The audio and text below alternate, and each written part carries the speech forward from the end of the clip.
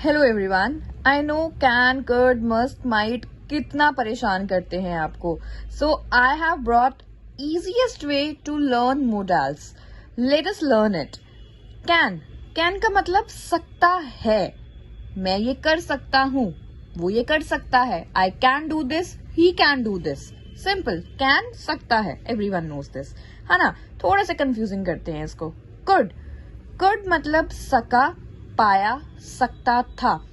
I could do this, मैं ये कर सकता था. I could do this. मैं ये कर सका या मैं ये कर पाया सिर्फ तुम्हारी वजह से. I could do this just because of you. देखा आपने कैसे सका और पाया के लिए कुड यूज हुआ और सकता था के लिए आई कुड डू दिस, मैं ये कर सकता था. राइट तो इन दोनों सेंटेंसेस में ऐसे कुड यूज होगा. नेक्स्ट इज मस्ट, चाहिए, जरूर. मस्ट मतलब उस सेंटेंस में यूज होगा जो आपको जरूर करना चाहिए. यू मस्ट लर्न इंग्लिश, आपको इंग्लिश जरूर सीखनी चाहिए. That is why we are using must है. Next is may and might.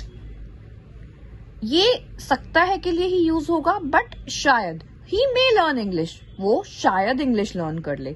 He might learn English, वो शायद इंग्लिश लर्न करे. राइट तो ये होगा तो सकता के लिए, बट शायद. यहाँ पे आपकी पॉसिबिलिटीज जो है वो कम हो जाती है. Next is has to and have to. करना है, करना पड़ता है. हैज और हैव आप सबको पता है ना, प्रेजेंट में यूज होता है. तो करना है और करना पड़ता है. I have to do this, मुझे ये करना है.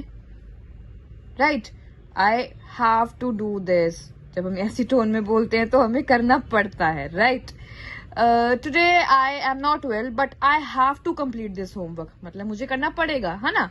सो द थिंग इज करना है और करना पड़ता है के लिए आप क्या यूज करोगे, has to and have to. Accordingly had to. अब देखो आपको पता है हैड जो है वो पास्ट में यूज होता है. सो करना था एंड करना पड़ता था.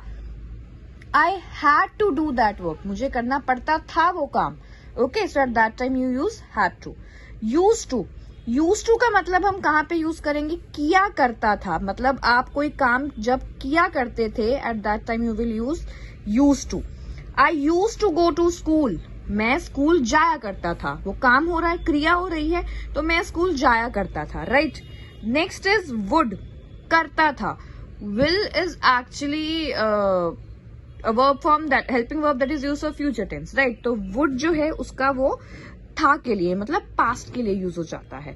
Okay I would do this, हम इसको फ्यूचर के लिए भी कभी कभी यूज करते हैं. आई वुड डू दिस मतलब मैं ये करूंगा.